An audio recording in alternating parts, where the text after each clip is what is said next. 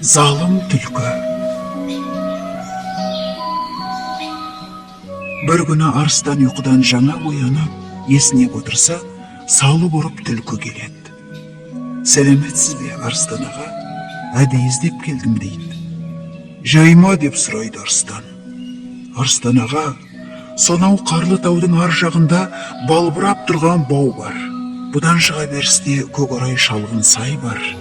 Сол сайдың бойында мыңғырып жайылып жүрген сансыз көп қой бар. Қасыңызға біраз нөкер ертіп алып барсаңыз, шіркін-ай, шылқа майға бір кенелер едік-ау. Мынауың ақыл екен дейді қарны ашып отырған арыстан.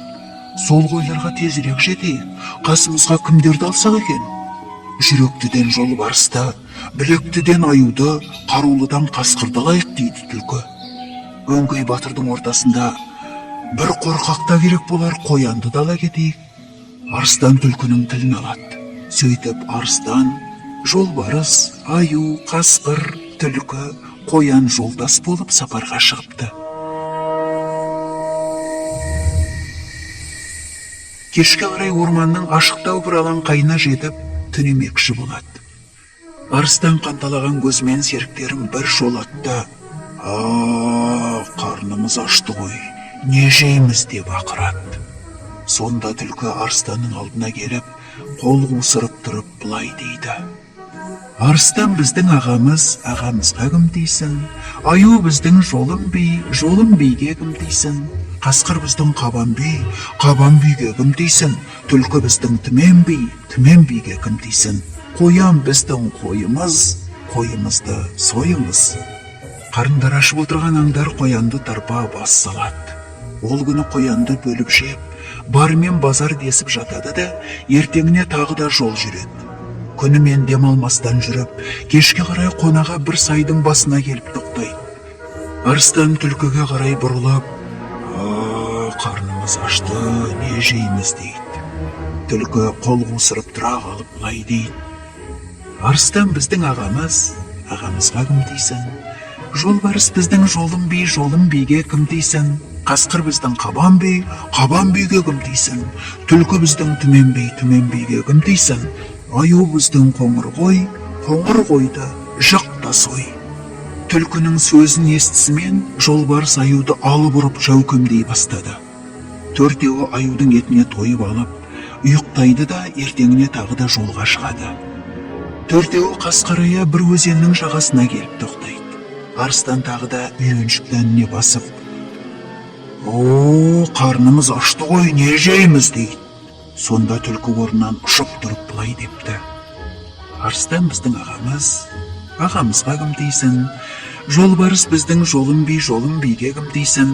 Түлкі біздің түмен би, түмен биге кім дейсің? Қасқыр біздің қасымыз, бүгін жейтін асымыз дейді.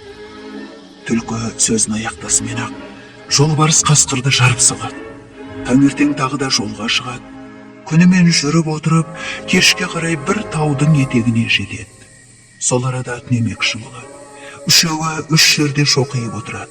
Сол кезде дәндеген арыстан тағы да түлкіге қарап, қарнымыз ашты ғой, не жейміз дейді.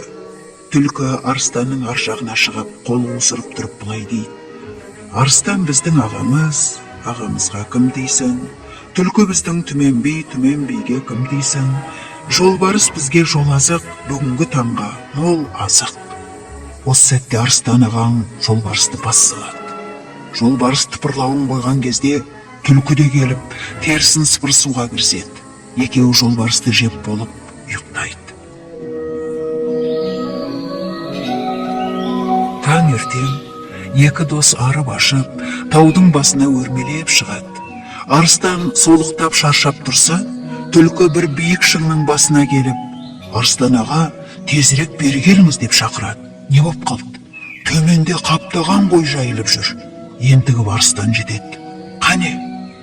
Түлкі алақанын шапалақтап, жап-жақын тұр, әнекей, секірейік, кәнекей, ауып дегенде, арыстан шыңнан секіріп кетеді де, тастан тасқа соғылып, қызыл жоса қан болып мерт егеді. Мұны көрген түлкі, арыстан аға, дос едік қой, өлімдігіңді қарға құзғынға жем қылмайын деп, арыстанның терісін сыпыра бастайды.